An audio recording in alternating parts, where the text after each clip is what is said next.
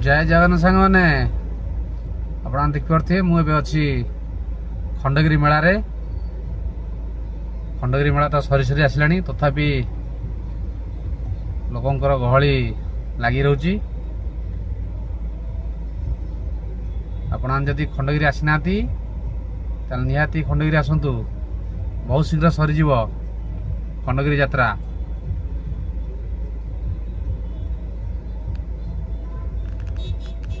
देखो दुकान बजार तो प्रबल पड़ी।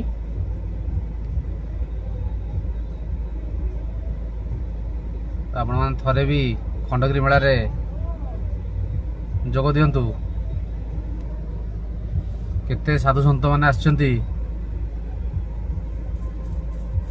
आसी टिके आश्रम आड़े बुलंतु।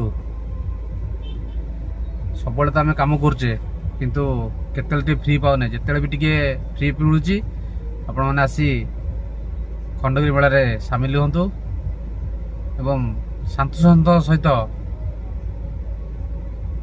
किछि समय पई आपणकर समय बितांतु निहाती आपण मानू भल लागिवो। देखि पारथिबे खंडगिरी पहाड़ ऊपर लोक भी एबे अछंती जाउछंती।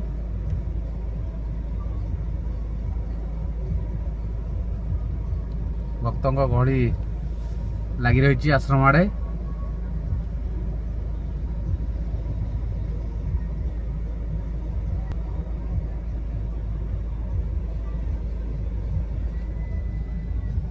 समय तो मिलूनी तथापि ता भीतर समय बाहर करके आपण खंडगिरी दृश्य देखुची।